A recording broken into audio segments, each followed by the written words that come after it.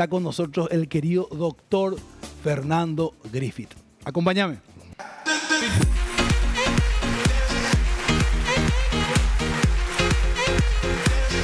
Claro, amigo. Bienvenido, gracias. Doctor Fernando, qué alegría plena, por ahí si no se me nota en el rostro, que esté acá. Bienvenido a Buenos Días, América. Es mutuo, es mutuo. Qué gusto que estés acá. Doctor, tenemos muchas cosas que hablar contigo, pero me gustaría empezar por este tema que tiene que ver con lo que hablamos hoy, el Día del Padre. El Día del Padre, y recién intentábamos conversar con el tema del rol del padre, ¿verdad? Y vamos a ir enganchando después con el resto. La familia, el padre, la madre, qué rol jugaron a lo largo de la historia y qué rol juegan hoy. Bueno, un tema muy complejo, Salim. Podemos abordar desde distintos ángulos, ¿verdad?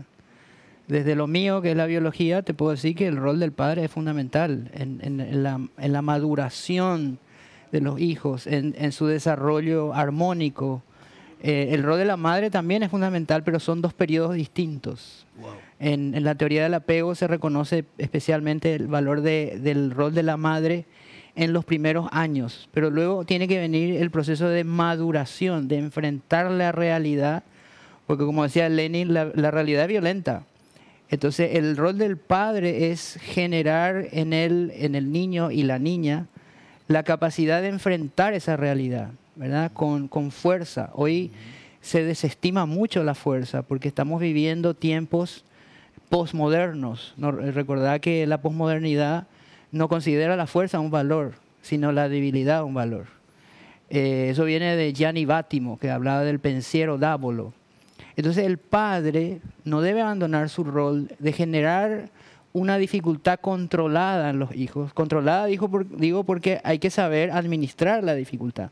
La dificultad es para crecer, no es para traumarse o para deprimirse o para tener una crisis de ansiedad.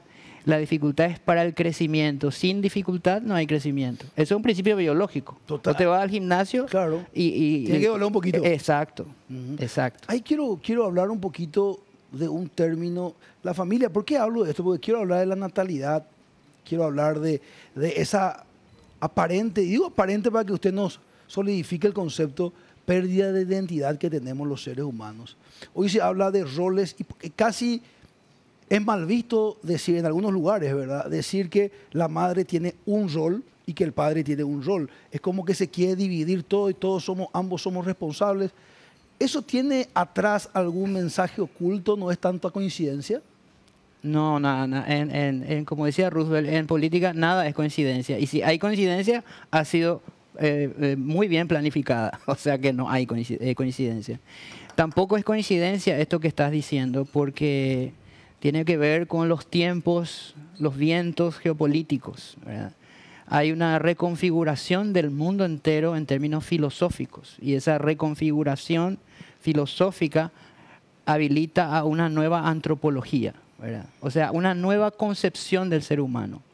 Como hay una nueva antropología, lógicamente hay una nueva ética, una nueva manera de ver el bien, la verdad, la belleza, eso que Tomás de Aquino llamaba los trascendentales del ser. Las ideologías están atacando todo eso, los fundamentos de nuestra civilización occidental, ¿verdad?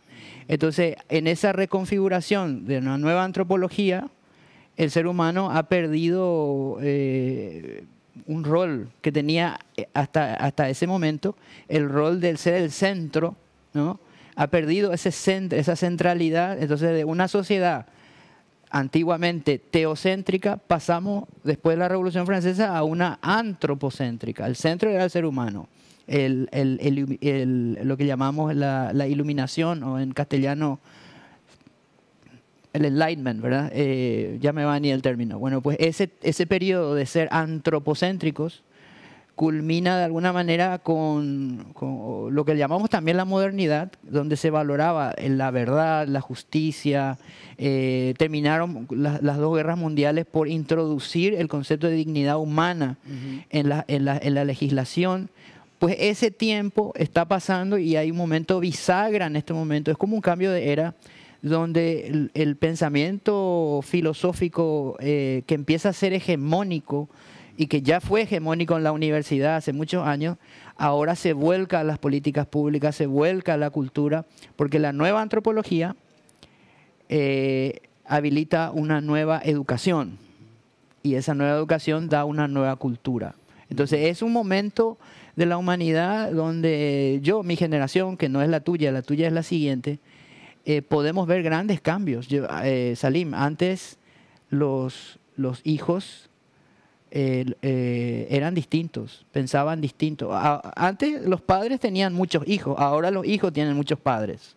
Okay. Antes a nosotros nos preocupaba en no casarnos y no poder tener hijos. Para eso íbamos a la universidad, para poder mejorar nuestras condiciones de elegibilidad, para poder casarnos y para poder tener hijos. Hoy lo que preocupa es casarse y tener hijos. O sea, es completamente al revés. De ahí viene la crisis de la natalidad, del cambio antropológico y filosófico que la humanidad está experimentando. Entonces hoy vos salís a la calle, sobre todo en Europa, y ves a perros reemplazando a niños. Ves a los perros sentados en los restaurantes, lo he visto. Ves a los perros en carritos de bebé. Ya se ve, incluso por acá ya se ve también. Si vos hoy en Asunción tenés un perrito enfermo, vos tenés todas las especialidades veterinarias, tenés dermatólogos, tenés mastólogos de perros, tenés todas las especialidades que antes eran nuestras especialidades médicas, las tenés también ahora en los perros, porque los perros están reemplazando esa natalidad perdida que viene de una sociedad que ha perdido completamente el rumbo, sobre todo en Europa, en relación a los conceptos fundamentales de la civilización, la verdad, la justicia, el bien, todo está reconfigurándose bajo esa nueva antropología. Y la feminidad. Claro, lógicamente. La esencia, yo recuerdo que jugar con una muñeca era la esencia de una nena. Hoy es visto como que le estás induciendo casi machistamente. Sí. Eso no es tan coincidencia, No, doctor. No, para nada, porque repito el término verdad, porque es fundamental. Hoy esa verdad que le llamaron ya posverdad como un eufemismo, pero en realidad lo que significa eso es que ya no es importante la verdad. Eso es lo grave. Lo grave no es que siempre hubo dificultad para el ser humano en encontrar la verdad, porque es a veces esquiva, a veces compleja, pero en este tiempo lo que preocupa es que la verdad pasó a segundo plano. Lo importante ahora es que cada uno construye la suya, y en esa construcción subjetiva, emocional de la verdad, cualquier cosa es posible. Y una cosa que me llamó la atención de lo que dijiste es la palabra rol. O sea, estamos hablando de roles, no deberíamos hablar de roles, deberíamos hablar de funciones. En biología no hay roles. Hay funciones, somos seres biológicos. Tu función es la de padre, la función de la mujer es la de madre. Y es indelegable. Esa es la diferencia entre un rol y una función. Porque un rol, si cualquiera acá somos actores, podemos cambiar de rol. Claro. Puede ser un día villano, otro día héroe. Poli, Bandy, ¿verdad? Sí. Pero eso es un rol. El rol se puede cambiar, la función no se puede cambiar. La mujer no puede evitar su configuración biológica. Puede tratar de escapar a ella, pero no lo puede evitar. Hay diferencias que son tan profundas en la manera de pensar, en la manera de actuar, no solamente físicamente. La diferencia biológica, y eso lamentablemente hay tanta ignorancia sobre eso, las diferencias biológicas son mucho más profundas de lo que la gente cree. Si vos me mostrás hoy si pones acá sobre la mesa una clavícula, yo te voy a decir, ¿es de un varón o de una mujer? Hasta los huesos somos distintos, claro. El cerebro. Esa sensibilidad, doctor, yo recuerdo el olor de mi mamá, parecía lo que mi mamá era la más fuerte del mundo cuando era chica. Uno no quería ir a llorar al brazo del papá, quería ir a llorar al brazo de la mamá. Claro. Las manos pero llega un momento donde ocurre, y esto imagínate, le voy a contar un caso que revela lo que te estoy diciendo. Hay un momento en la adolescencia donde durante toda la niñez se activa un centro en el cerebro que produce placer, es un sistema reticular, cuando uno escucha a la madre, ¿sí? Entonces, cuando la mamá te dice algo hasta los 11 años, eso te genera placer, te genera apego, te genera seguridad. Pero ese centro en pocos días, al llegar a la adolescencia, se apaga y se enciende otro que tiene que ver con un desagrado, es la amígdala, donde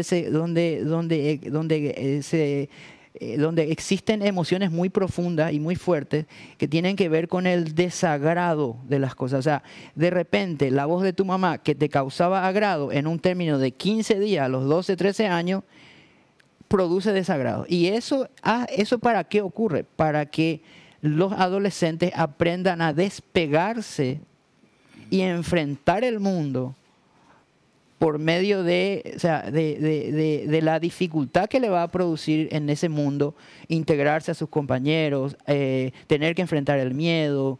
O sea, la biología es muy, muy específica en nuestro desarrollo y tiene mucho que ver con los relacionamientos familiares. Entonces, cuando vos me hablas de la feminidad o me podrías hablar de la masculinidad, esas no son cosas culturales, Salim, esas son cosas biológicas, ¿verdad? Totalmente. Nosotros estamos cableados para eso, ¿verdad?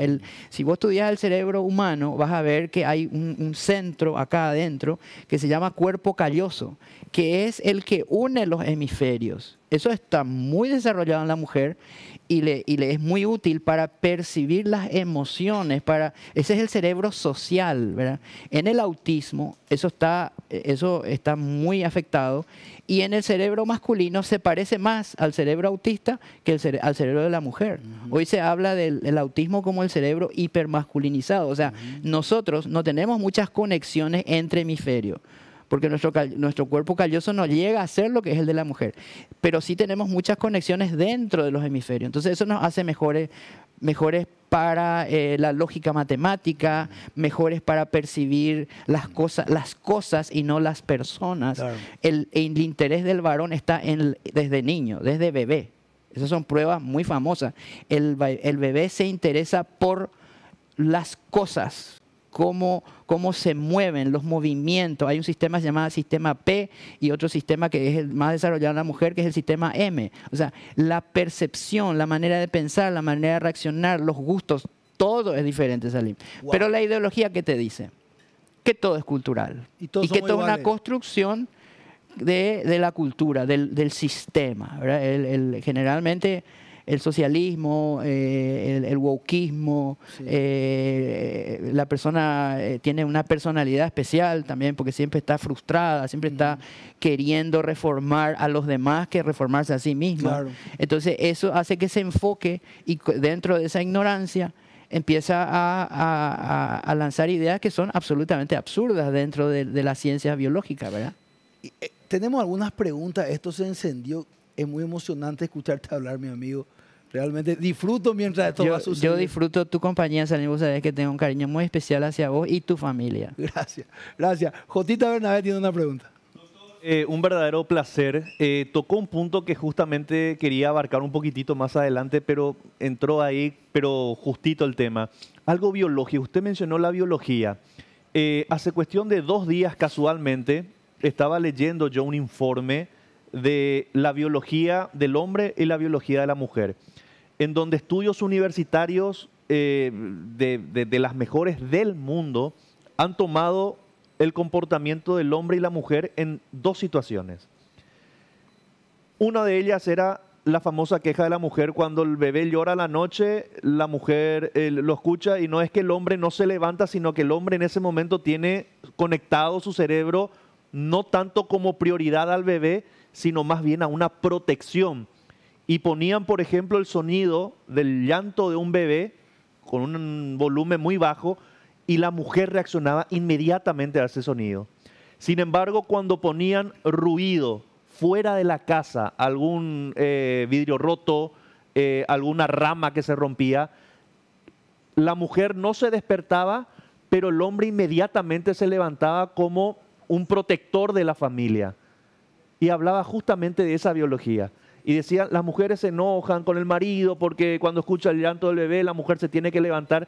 Y explicaba a esta persona, a este médico también, y decía, no es por una falta de voluntad, es porque su cerebro está conectado a otro punto en ese momento, a diferencia de la mujer.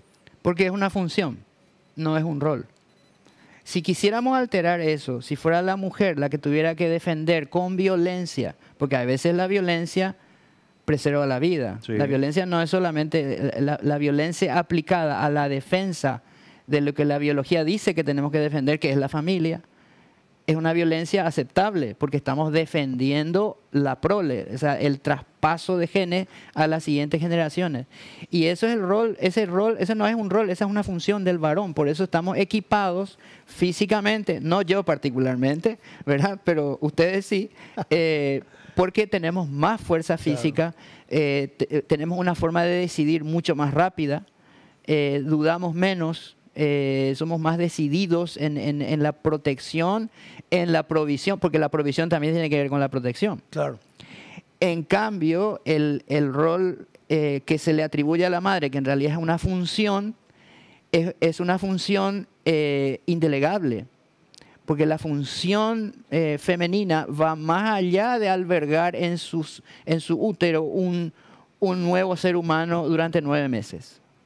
Sino que se extiende por varios años más y por eso tiene glándulas mamarias que funcionan produciendo efectivamente leche. Nosotros producimos leche solamente con un cáncer de mama, Claro. pero de manera natural no podemos producir eso porque nuestro nivel de prolactina, que es la hormona que genera la producción de leche, está muy baja en nosotros, salvo que exista un cáncer. En ese caso sí. O sea, en situaciones normales, el varón no va a producir leche, que es lo que necesita el niño. Bueno, y se extiende no solamente en lo físico, sino también en lo afectivo.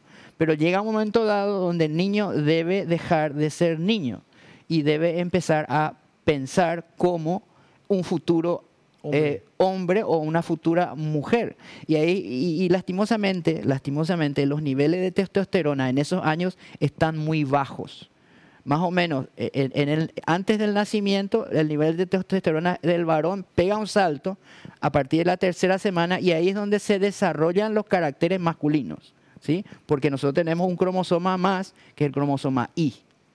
Okay. Entonces, en el cromosoma Y, que hay 60 genes, hay uno en especial que se llama SRI, que desencadena toda una respuesta biológica a la presencia del cromosoma Y, diciendo este ser humano debe desarrollar esta y esta característica intrauterina. Pero luego del nacimiento, los niveles de testosterona se igualan, ¿sí? Eran 10 veces más antes, pero al nacer se igualan. Y durante muchos años, por eso que ahí la ideología aprovecha, ¿eh? Para entrar. Para entrar, ahí es donde puede aparecer la disforia de género, por ejemplo. Pero luego en la adolescencia, allá por el 8º grado, ¿no? Es muy simpático porque cuando se abre la puerta del 8º grado, los varones dicen guácala, porque sus compañeras aparecen más altas, con los senos crecidos, y ellos no interpretan eso como algo positivo, sino como algo negativo. Pero para empezar, porque son más altas que ellos, ¿verdad? Pero luego, en ese mismo grado, allá por octubre, noviembre, viene el rush brutal de testosterona y él cambia su configuración, cambia su manera de ver el mundo y de decir guácala, empieza a decir wow, porque se siente atraído hacia el sexo opuesto. Eso es biología pura, ¿verdad? Entonces, esa atracción es lo que la ideología quiere cortar. Y eso está provocando una crisis de natalidad en este momento. Porque si vos ves las cifras, ¿conoces Gallup? Gallup es una encuestadora muy importante en Estados Unidos, es la más importante. Y hace 2 años hizo una encuesta. Empezó a salieron a la calle a preguntar a todos, y sin importar la edad, cómo se percibían ellos, cuál era su sexualidad. Si la pregunta iba a un miembro de la generación grandiosa, esos que nacieron antes de la Segunda Guerra Mundial, decía, bueno, en algunos casos 0,8% decían me autopercibo ni varón ni mujer, cualquier otra cosa. Pero cada vez que preguntaban a una generación siguiente, eso iba cambiando. Mi generación es la generación X, la anterior es la de los baby boomers. Vos sos millennial. En mi generación eso ya era 2,8%, ya era comunidad LGBT o no binario. Después en tu generación ya era 10%, en la generación siguiente ya era 25%, o sea, y la generación que hoy está en los colegios llega a ser 48%. ¿Cuál es el efecto práctico? Bueno, es una forma de castración. Es una castración ideológica. Los castrati, ¿se acuerdan los castrati que eran los que en las iglesias, mucho tiempo atrás, menos mal, se les castraba a los que cantaban bien, los varones que cantaban bien, para que no cambie su registro? Al llegar a la adolescencia no cambiaba y podían tener el registro de una soprano. Siendo varón, eso es imposible si los testículos están. Entonces se llamaban los castrati. Y había uno, Moreschi fue el último, era adulto en la época hace 100 años, y él fue el último castrati quirúrgico. Pero ahora los castrati, si me permiten un poco la analogía, ¿verdad? Sí. Quizás sea un poco violenta, pero para que se entienda, los castrati ya son castratis mentalis, porque se les arrancó información valiosa que ya los padres no pueden dar porque la ideología les silencia. Hay una ideología que es la corrección política, que te trata de silenciar en tu opinión, a veces en tus errores, como le pasó a Bobadilla. Claro, él cometió un error, pero antes, Salim, para que veas el cambio cultural que hay, antes no te juzgaban por lo que decías, sino por lo que hacías. Ahora te juzgan por lo que decís y podés ir años a la cárcel por lo que estás diciendo. Entonces, eso es el reflejo de los... Claro, y brutal. Quiero ir cerrando este tema porque quiero hablar después del Paraguay. Aparentemente, el sueño antes del éxito era para la mujer ser una madre, como usted describió, doctor, recién. Hoy en día, y quiero saber si esto es evolución o está mezclado, ¿verdad? Pareciera ser que no es aspiracional dedicarse como mujer a la casa, o principalmente como función gerencia de hogar, y pareciera ser que aspiracionalmente es el empoderamiento, y es casi incorrecto o machista, como se dice, decir que, incluso siendo mujer, mi sueño es quedarme con mis hijos, mi anhelo es que mis hijos sean profesionales. Eso es como que no es aspiracional, y lo que se vende en la prensa aparentemente es el éxito de la mujer es ser lejano a eso. ¿Eso es coincidencia o es evolución? No es evolución, es involución. Es alejarse de su diseño. Vos y yo y todos nosotros tenemos un diseño, como seres humanos y como individuos. Como seres humanos compartimos 99.9% de nuestros genes, pero como individuos tenemos ciertas diferencias. Pero cada uno de nosotros tiene un diseño.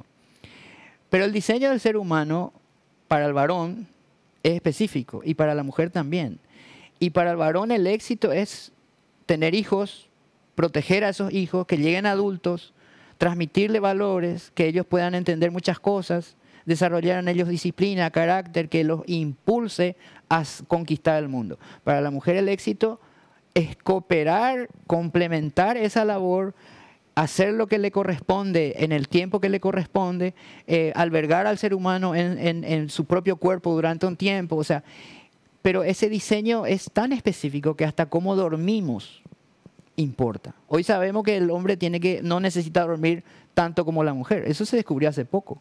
Se descubrió que la mujer debe dormir entre 1 y 2 horas más por día que el varón, para hacer la misma reparación cerebral que se hace todos los días en el sueño, ¿verdad? Si vos no dormís, en 11 días estás muerto.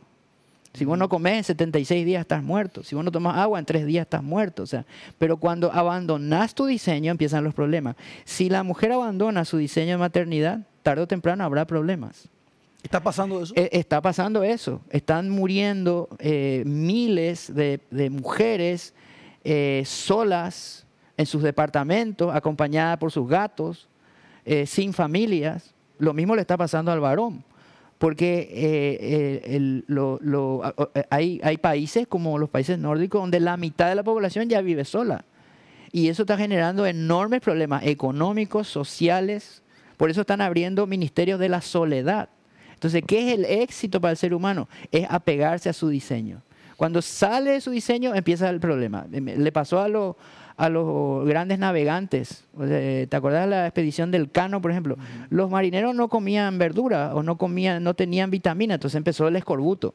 Entonces nuestro diseño es específico. Nuestro diseño no es un accidente. La biología, somos seres biológicos, 100%. Podemos ser seres espirituales al mismo tiempo, Claro. 100%. Pero si vos sos, por ejemplo, paraguayo, pero también sos italiano, sos 100% paraguayo y sos 100% Claro. italiano, no la mitad y la mitad. Entonces la gente a veces malentiende y dice, no, sí, está la biología, pero está la cultura. No, no, señores, la cultura está generada por la propia biología. Ese es el orden de los Claro, factores. la biología origina la sociedad. Y esto no es una apología, doctor. Y me permito compartir. Usted me había compartido su historia. Usted es doctor de biología Así es, y su señora era su colega. así es. No es una apología con que la mujer no estudie y no sea profesional. No, ojo. para nada. ¿Me puede aclarar un para poquito nada. eso? Porque si no pareciera ser que uno está en contra de eso. No, no, no, no. La mujer puede ser y debería ser también profesional. ¿Por qué no? Lo que no puede es abandonar a sus hijos.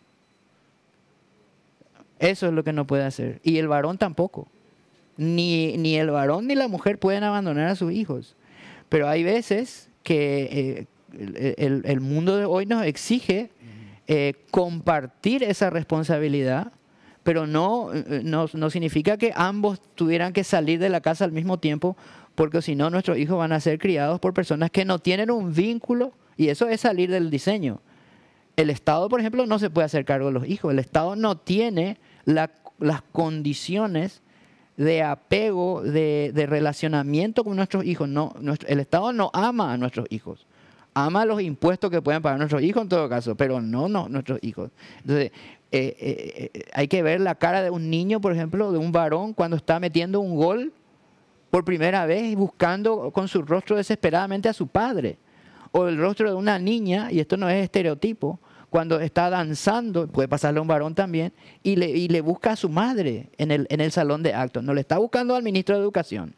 Totalmente. Entonces eso no puede reemplazar ese supuesto éxito, no puede reemplazar el diseño del ser humano. Qué fuerte lo que estamos hablando. Y quiero ir de lleno ahora a esto.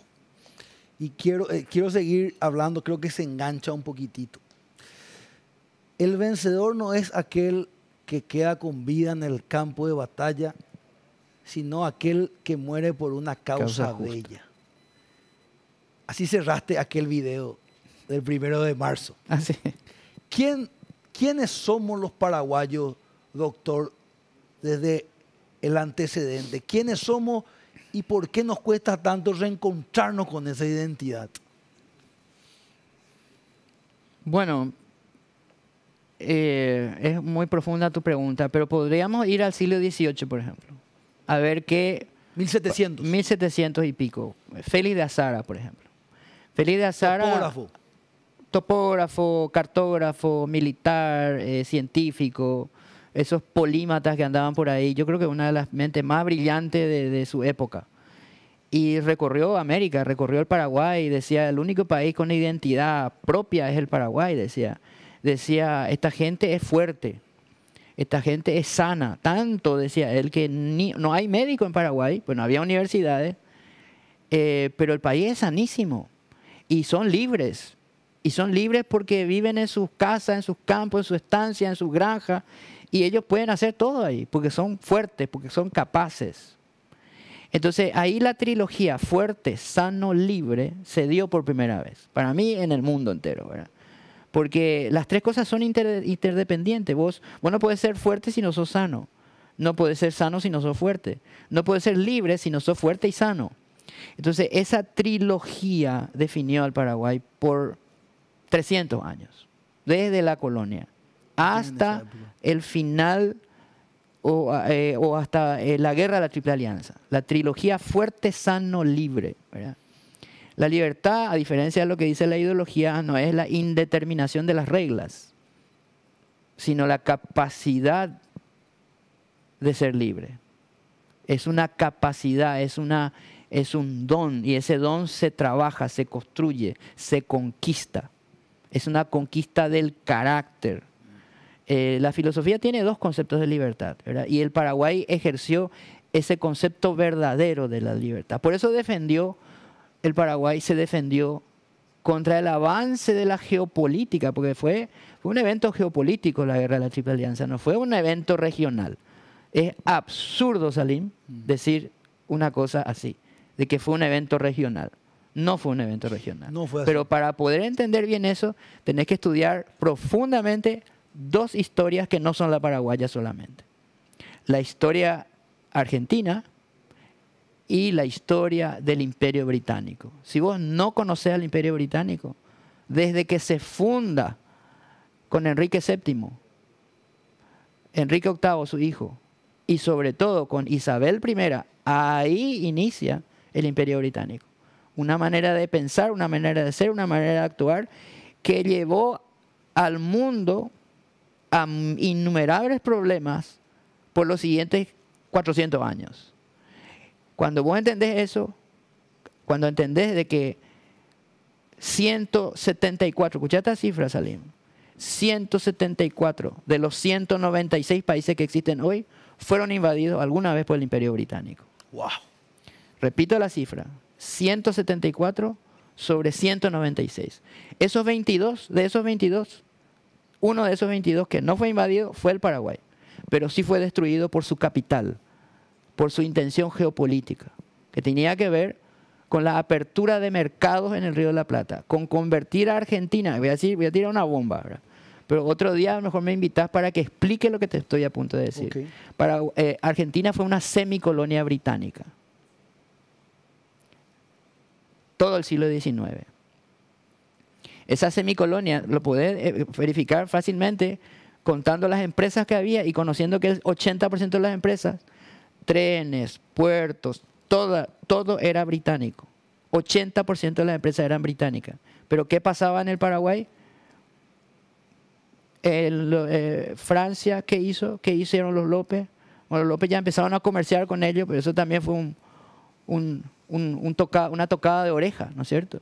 Ir a contratar allá a los mejores profesionales, traerlos acá con sueldos altísimos. Algunos cobraban el equivalente de lo que hoy sería $150,000. Y eso fue una tocada de oreja, ¿verdad? ¿Cómo que un país independiente que no se somete al liberalismo impuesto de Londres, a la City de Londres, que es una empresa privada? Yo no sé si vos lo sabías, ¿verdad? La City de Londres no es un barrio de Londres nomás, es una empresa privada. Porque los británicos conjugaron una idea brillante, pero perversa, de unir el poder político con la empresa privada.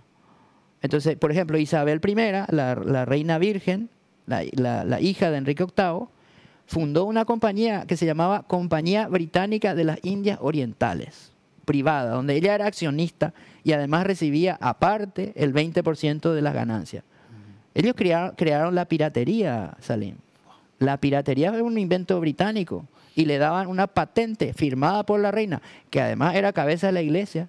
O sea que robar para los piratas, que ya se convirtieron en corsarios, estaba bien, porque la cabeza de su iglesia y la cabeza de su imperio decía que estaba bien y compartía las ganancias. Entonces esa empresa, la Compañía Británica de las Indias Orientales, tenía un ejército privado. ¿Sabes cuánta gente tenía su ejército? ¿Cuántos soldados tenía? 260,000 soldados. Ellos cobraban impuestos. Ellos dominaron la India. Ellos provocaron las grandes hambrunas. Invadieron hasta la Antártida, Salim. Y me decís que no tiene nada que ver, o sea, no vos, ¿verdad? Que no tiene nada que ver el Imperio Británico con la guerra. Es absurdo. Hay que estudiar en profundidad. Y yo, una de las cosas que me despertaron, y quiero sacar esta pregunta y traerte acá, porque sé que la teleaudiencia se va a sentir identificado. Y usted, doctor, que tiene esos fueros de la paraguayidad arraigado. Esto pues es algo que uno siente. ¿Cómo es posible? Estaba hablando con un amigo muy cercano, un patriota, y me decía, Salim, con un toque de angustia, vos, Pío, así en nuestro Paraguay, ¿verdad? Vos, Pico, te vas a ir hoy a pelearte por estos tipos que hoy gobiernan el país. ¿En serio vos te vas a ir a dar tu vida, mes? Ahora, y agarro esto para llevar unos años atrás. ¿Cómo es posible que mujeres, hombres, niños, porque nadie me va a hacer creer que un gobierno le iba a obligar a 20,000 niños, a 2,000 mujeres a que entren a arañar en Piribebuy, a tirar agua hirviendo, cuando el invasor, que era el Brasil en ese momento, el conde de Eu, le ofrece rendición para que se alíen y vayan en contra del mariscal? ¿Y quién me va a decir que esas 2.000 personas pudiendo irse y aliarse contra el enemigo no se iban y atacaban con esa furia? O sea, ¿cuál era la cosmovisión que tenía ese paraguayo sobre su terruño? ¿Qué es? Y yo necesito entender qué pasó, dónde está eso, qué era y qué pasó hoy, qué se nos perdió en la historia. Te hago una analogía. ¿Qué pasaría? Yo no sé dónde está tu auto ahora, pero ¿qué pasaría si la alarma de tu auto empieza a sonar ahora? Si escucho, Sí. y probablemente me voy a ir Y bueno, corriendo. porque es tuyo. ¿Qué pasaría si alguien te quiere cortar tu dedo? ¿Te va a doler o no? Muchísimo. Porque es tuyo. Porque ese sos vos. Y la explicación de esto lo da el propio Caxias, que renuncia. Vos sabés que renunció y se fue. El duque de Caxias. El duque de Caxias, un hombre honorable, ¿verdad? Y nuestro enemigo, pero honorable. Porque él reconoce en la carta de renuncia al emperador que el Paraguay era invencible. Lo dice. Está en el Museo Mitre, está su carta.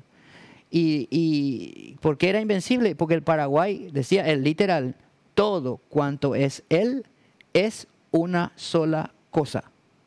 Lo dice 3 veces. Y termina diciendo, un solo ser indisoluble. O sea que esa gente no murió por López. Esa gente murió por el Paraguay.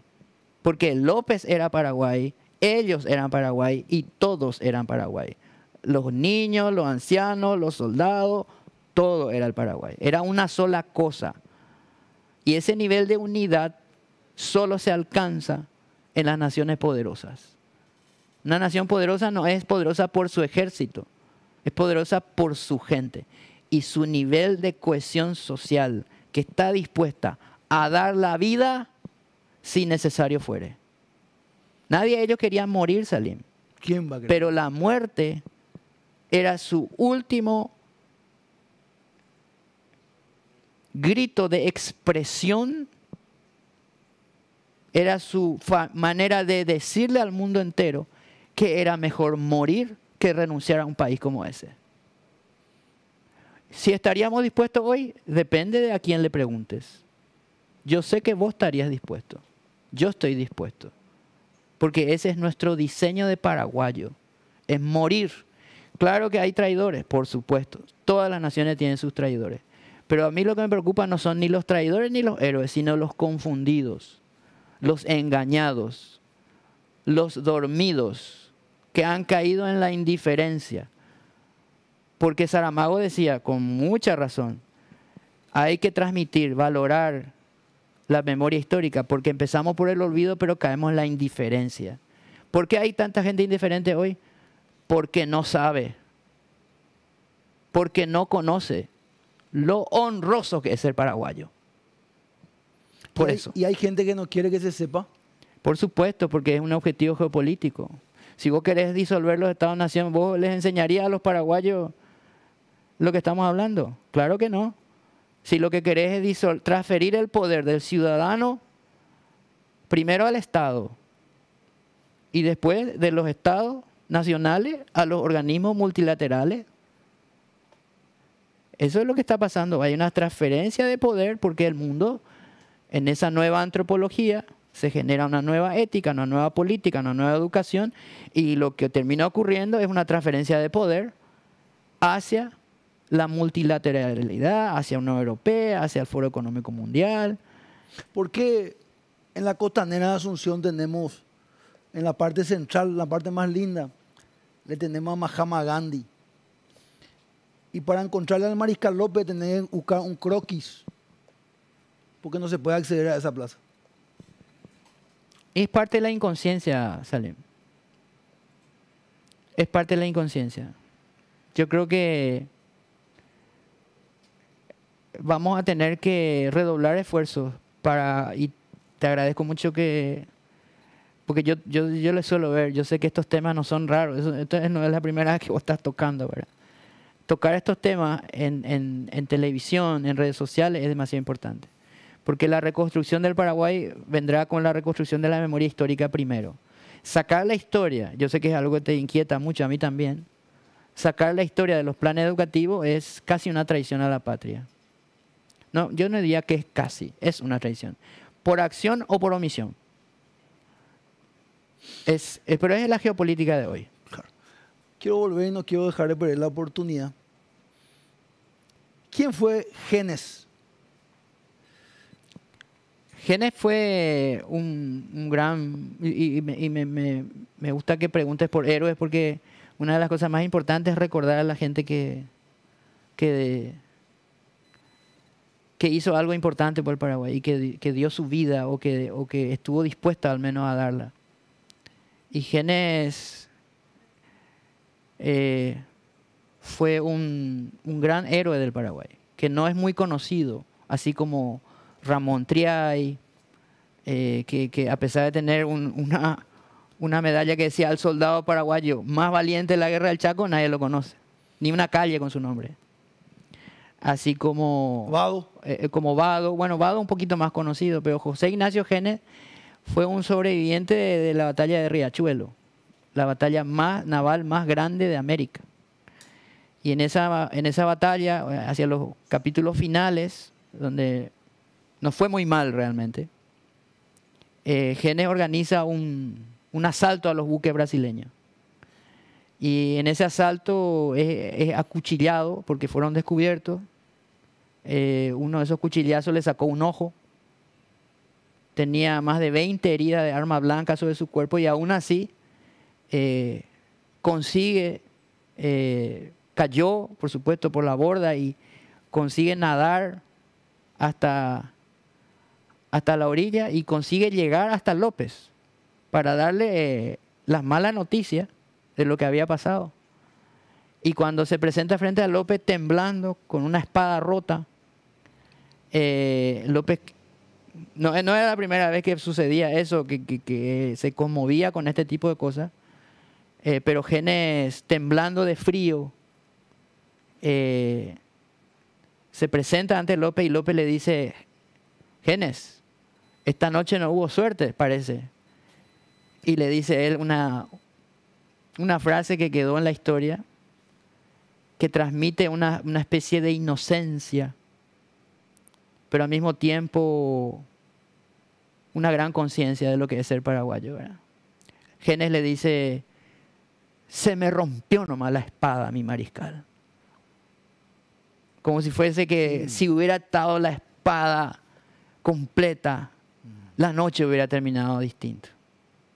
Esa inocentada, el pueblo paraguayo era un pueblo inocente, un pueblo libre pero inocente, que no comprendió la geopolítica. Noble.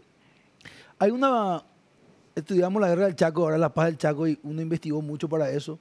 Estaban los Diablos Verdes, el famoso regimiento Valois Rivarola. Sí.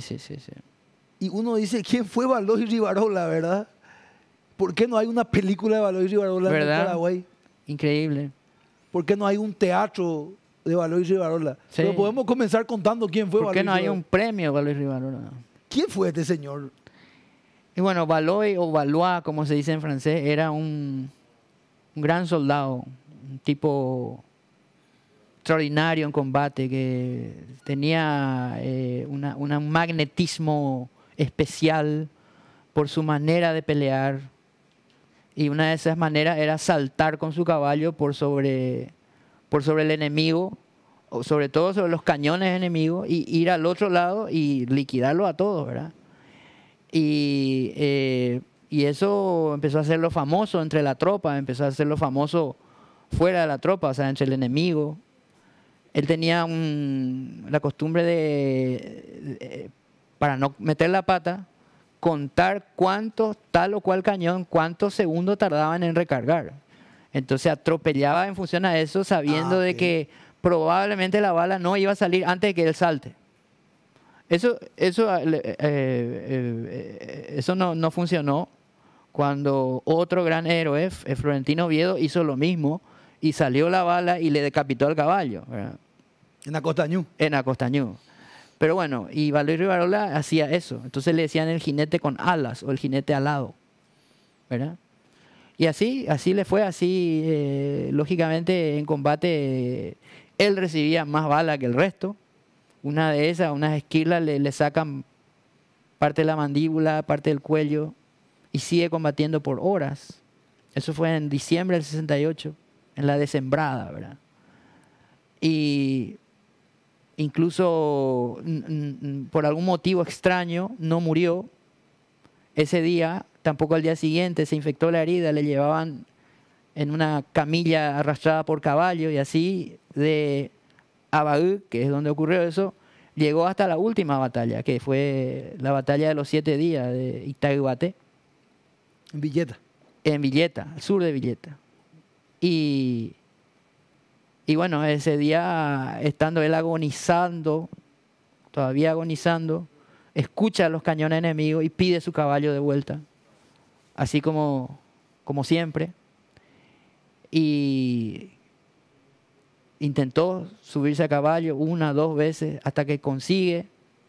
Y el enemigo, cuando le ve venir, sale huyendo porque Parecía un fantasma. Parecía un fantasma. Creyeron que era un fantasma. Con el mismo uniforme, ¿verdad? Totalmente ensangrentado, como un espectro. Su sola presencia hizo que el enemigo huyera en ese momento, pero finalmente termina muriendo a caballo, ¿verdad? ¿Qué tenemos que hacer, doctor Griffith? Los paraguayos, ¿qué peligro va a ser para un sistema corrupto que no ama a su patria?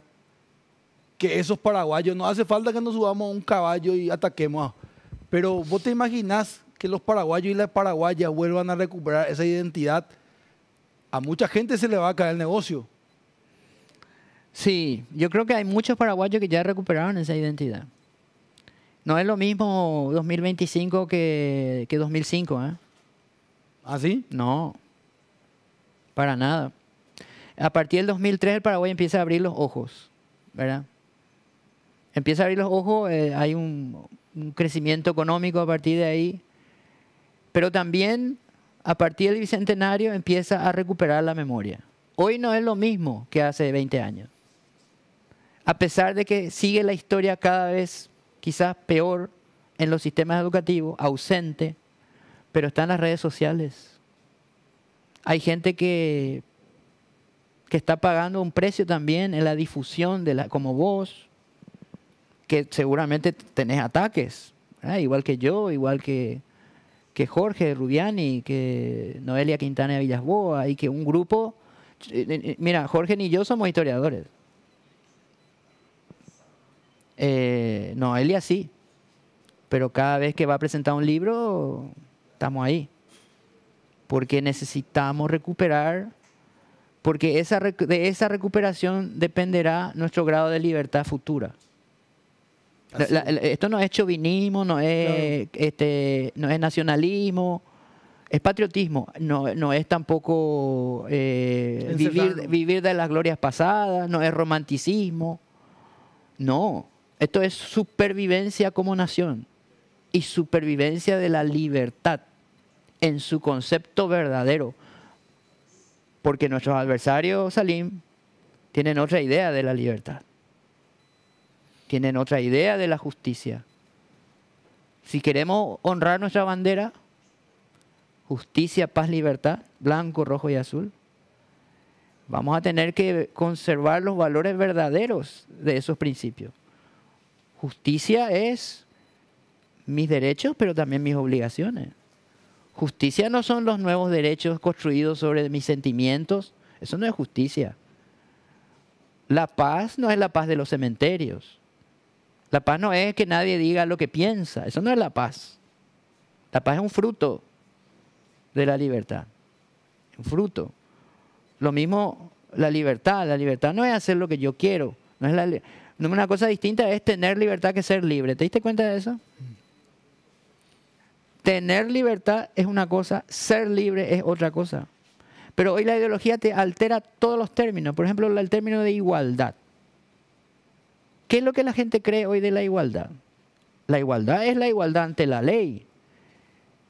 La igualdad ante la ley es que todos somos iguales ante la ley. Por eso Astrea viene con una balanza y unos ojos vendados, porque ella no ve, no hace distinción de personas, como dice la propia Biblia, ¿verdad?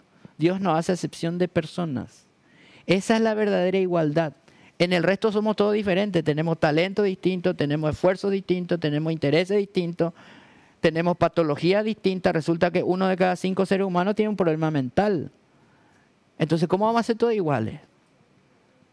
No podemos ser, ni siquiera podemos tener la igualdad de oportunidades, que hoy el socialismo, como es tan hábil para cambiar la cultura, resulta que hoy mucha gente cree que el Estado debe garantizar la igualdad de oportunidades. Espera un poquito.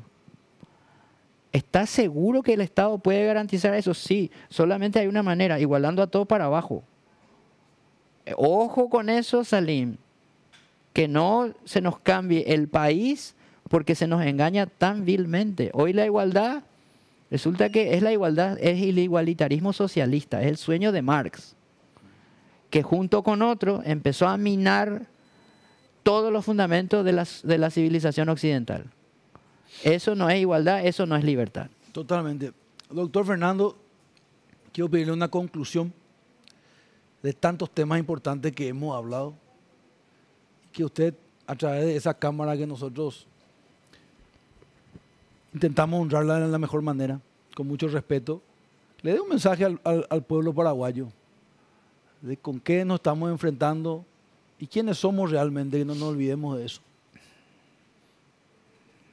Qué profundo lo que me pedís, que no es fácil eso, ¿eh? Pero si yo tuviera que elegir decir algo, diría quizás lo más importante. Nuestra civilización tiene 3 caras. Y esas 3 caras hay que defender. Porque todo lo que valoramos está construido sobre eso. Es como el Hotel Guaraní, tiene 3 caras, ¿viste? Es un edificio con 3 caras. Una cara dice Atenas. Atenas, democracia. ¿Qué nos legó Atenas? La democracia. Nos legó la arquitectura, nos legó el deporte. Por eso hay un club que se llama Olimpia. Yo sé que a vos no te gusta mucho, pero hay un club que se llama Olimpia, ¿verdad? Sí, muy ganador. Que viene de Grecia el nombre, ¿verdad? Sí, sí. Otra cara de ese edificio es Roma. Roma nos legó el derecho. Roma nos legó algo muy valioso para nosotros. República o muerte, dice nuestro lema central. Eso nos legó Roma. Incluso la dictadura de Francia nos legó Roma. Roma nos legó el idioma. No se hablaba castellano en Roma, pero sí el latín, que es la madre del italiano, del francés, del rumano, del portugués y del castellano. Roma nos legó muchas cosas. Nos legó el concepto de la dignidad humana, la igualdad ante la ley, el Senado. Y la tercera cara es el cristianismo, Salim. Y el cristianismo, ya sea que seamos cristianos o no, vos y yo lo somos, pero ya sea que seamos o no, cualquier persona racional tiene que reconocer que Occidente se construye sobre el cristianismo, y sobre Roma y sobre Atenas, o sea, Jerusalén, Roma y Atenas. Y todo lo que valoramos, en primer lugar, la valoración del individuo por sobre la sociedad. Eso ni siquiera hoy existe en Asia, Salim. En China no es así hasta hoy. En Singapur no es así hasta hoy. La sociedad está por encima del individuo. Pero ese es el sueño socialista. Pero en ese sueño se pierde la verdadera libertad. Primero el ser humano. Y el ser humano libre crea la sociedad libre. La sociedad no es libre sin un ser humano libre. Y eso lo entendió Occidente. Y tenemos que valorar nuestra cultura occidental. Y paraguayo en particular, nuestra cultura nacional, en la cual la cultura guaraní en particular, esos 7, 8 pueblos han sabido, como ningún otro pueblo americano, construir una civilización con los europeos. El nivel de construcción de civilización en Paraguay fue absolutamente superior a cualquier lugar de América, porque la cultura guaraní era compatible en valores con la cultura europea. Y esas dos culturas construyeron una nueva cultura, que es extraordinaria. Y entonces, ¿cómo podemos enfrentar el futuro? Y con un optimismo desafiante, pero solamente enraizado en esas verdades eternas. Doctor Fernando, que Dios te siga llenando de salud y de esa chispa divina, porque te necesitamos muchísimo. Y a vos, Salim, que pone estos temas sobre el tapete. Gracias, doctor. Muchas gracias a vos.